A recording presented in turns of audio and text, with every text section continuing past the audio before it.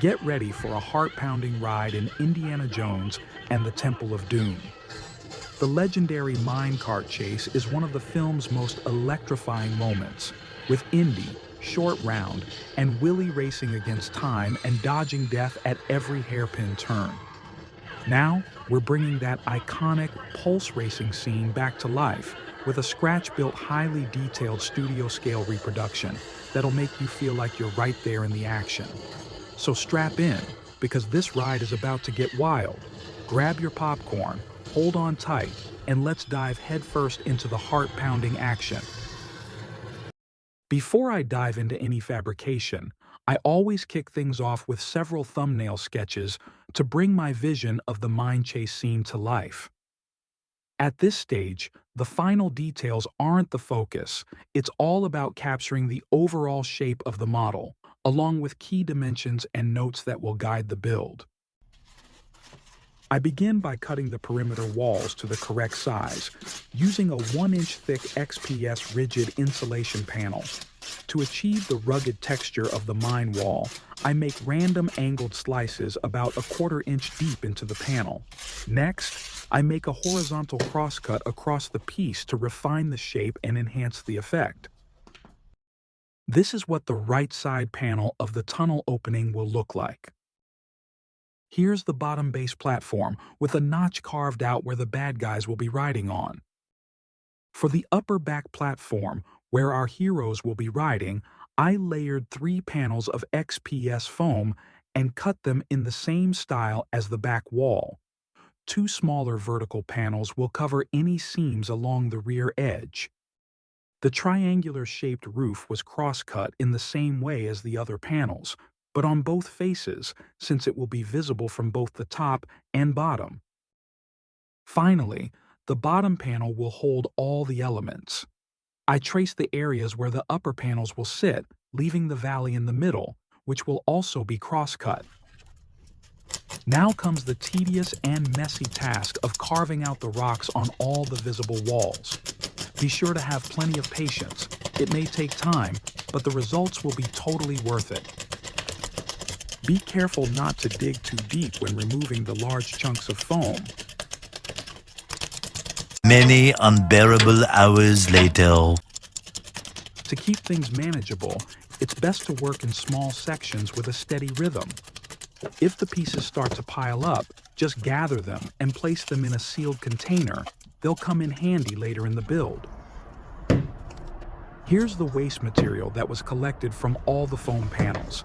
I've stored them in 3 sealed plastic containers to add detail to certain sections later on. Starting with the base, we begin dry fitting all the panels together, ensuring they flow smoothly. At this point, things are starting to take shape. Notice how the carving effect adds a touch of realism to the piece. Once the front-bottom layer is attached, carefully carve between the panels to seamlessly join them. Use a shop vac to clean up any stray foam pieces. To create the rail bed, I used 3/8-inch square balsa wood. Using a brass wire brush, I scratch the surface to mimic the texture of aged lumber. I repeat this process on all 4 faces to achieve the desired effect. I apply the same procedure to the railroad ties, which are trimmed to 3 inches in length. To mark the side that will face the bottom, I draw a red line with a permanent marker. Using a machinist square, I align both rail beds and measure out the spacing for the railroad ties. Off camera, I built a foam core jig to glue the railroad ties to the wooden rail bed, ensuring proper alignment for the 3D printed rails that will be added later. Working in sections, I applied wood glue to secure the ties, ensuring strong adhesion. To keep them in place while the glue sets, I used 1, 2, 3 blocks to hold everything down. Before the glue fully cures, use an acid brush to remove any excess. When the rail bed is completely cured, remove it from the jig and set it aside. Repeat the previous steps for the upper track. Returning to the terrain, I begin filling in the gaps with the foam scraps that were collected earlier in the plastic tubs. Using a needle sculpting tool, I carefully place each piece one at a time, securing them with glue until I achieve the desired look.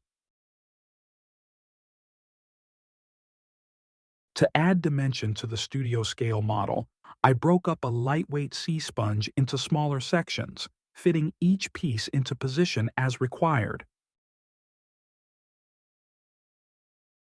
To seal and add texture to the landscape, I created a cement-like mixture of equal parts, which hardens to form a stucco-like finish. This is about the consistency you will need. Using a chip brush, apply a generous layer of stucco over the terrain.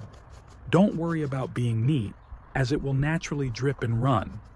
Be sure to get into every nook and crevice to ensure a solid seal. Continue spreading the mixture evenly, but be careful not to get it on your clothes or other surfaces. Once it is completely saturated, set aside to cure. 1 week later. After a week, it will form a thick, hard shell that seals the XPS foam, preparing it for finishing. To solidify the stucco and create a strong bond for the primer, I brushed on Mod Podge in a matte finish. This forms a plastic-like coating on all surfaces, further protecting the XPS foam and strengthening the structure. I applied a thick coat to all the tight spaces and gaps. Again, since this is a very messy process, be sure to avoid getting any Mod Podge on your clothes or work surface. This is how it will look once fully covered. Set it aside to cure completely. 1 eternity later. After nearly 2 weeks of curing, the Mod Podge has formed a hard, transparent shell that is ready to accept spray paint without damaging the XPS foam underneath. I'll be using a flat black primer by Rust-Oleum. I begin by applying a thick coat of primer along the trench, ensuring every area is thoroughly covered. Here's what it looks like, fully primed and ready for paint. To give the model an authentic finish, I decided to go with the following colors: burnt umber, burnt sienna, and vanilla acrylic paint. I start by pouring a small amount of burnt umber into a cardboard palette. This is followed by burnt sienna,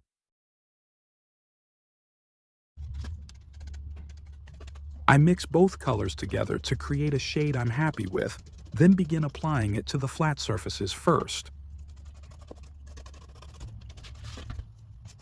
I continue with a semi-dry brush technique, using an X pattern to paint only the exposed tips of the wall, leaving the darker shade in the background intact. Next, I lightly stipple the vanilla color over the top of the rocks to add extra depth.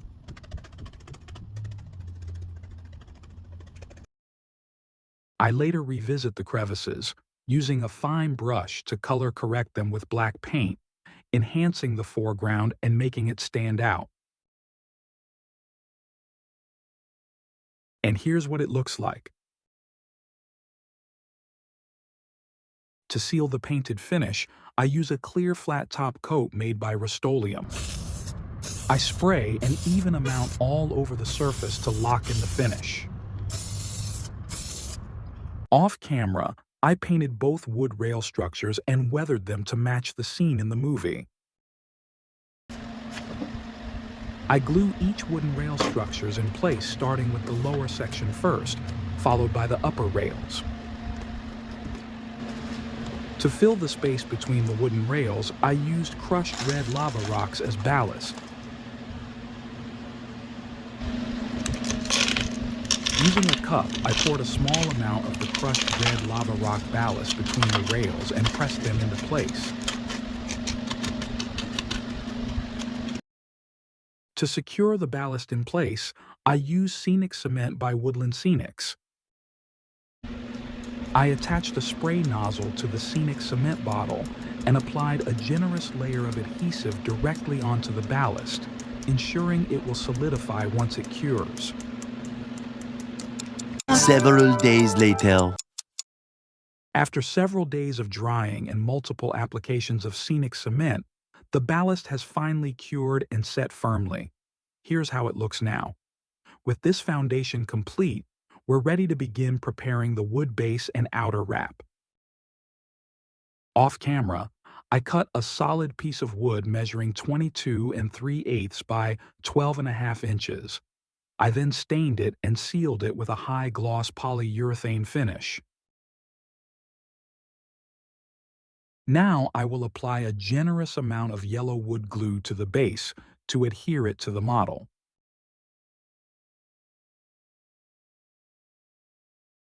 Off camera, I applied a coat of yellow wood glue to the underside of the model, then joined both parts together and weighed down the piece to cure overnight. The next morning.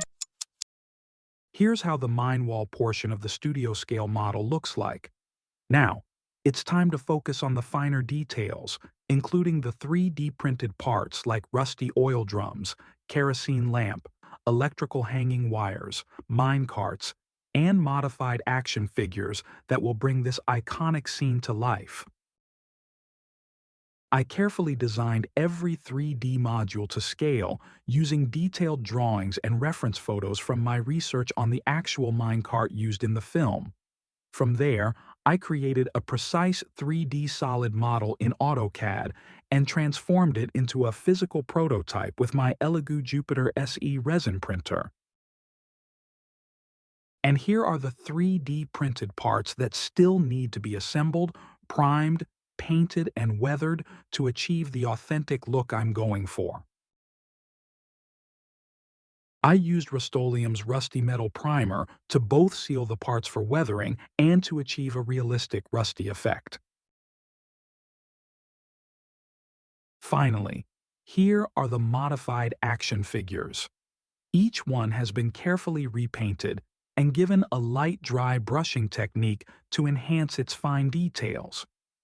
The most challenging figure to work on was Willie Scott since she comes with a translucent fabric cape.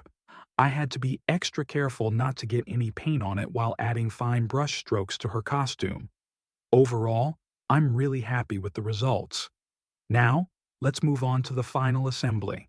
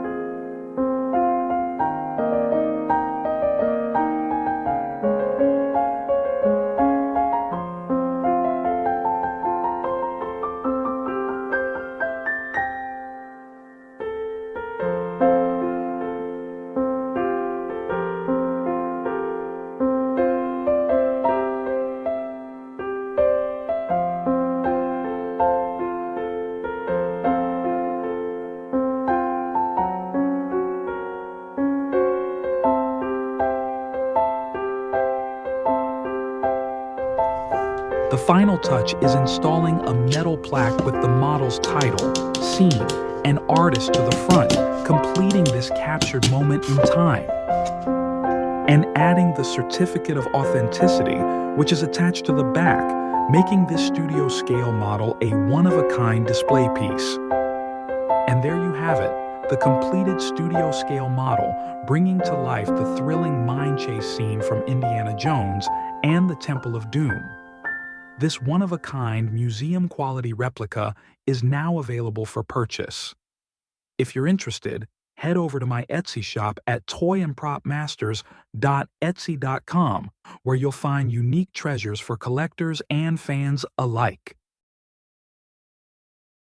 If you found this video useful, don't forget to like, subscribe, hit that bell, comment, and share. That's all for now, and I'll see you in the next video. Thanks for watching.